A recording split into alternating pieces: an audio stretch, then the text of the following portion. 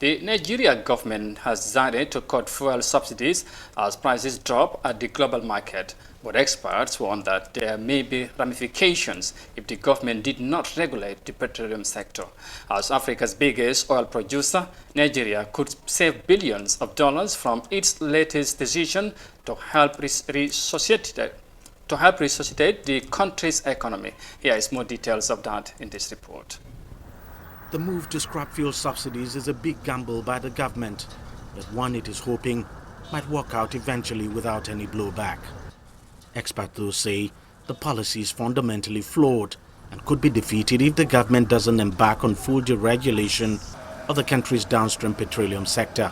This is the most auspicious time for the government to deregulate, because if they deregulate, the price of petroleum products or price of PMS, that is premium motor spirit, will come below what it is today. And when international prices begin to go up, the citizens will realize that this is a deregulated product and the government does not need to fix the price. And so if they have to pay more to buy fuel at the pump head, they will accept it.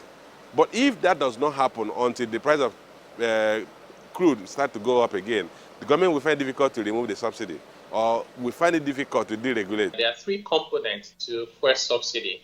There is the under recovery, which is what I think they have removed.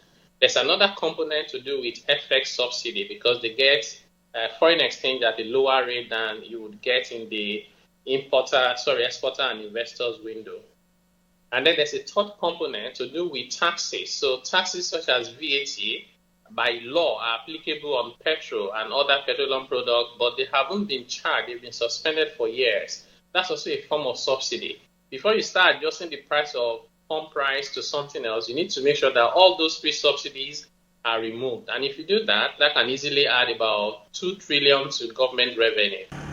Indeed, completely removing the subsidy would save the country billions of dollars it could put to better use elsewhere in the economy. But petrol subsidy is a very sensitive political issue in Africa's largest oil producer. If you deregulate that downstream today, in less than 2 years, the price of petrol can go as high as 500 naira per liter. But if we were to be refining locally, if prices of crude oil go up, that quantity we have that we will refine locally, we will sell them here and make good money. Then the other one we export, we make good money. So far, there hasn't been any complaint about the new policy of the government from the usual quarters, the labor unions. And part of that could be because the current price of petrol is lower than what it was selling before. But things may change when the global price of crude rebounds, as that would certainly push domestic petrol prices up.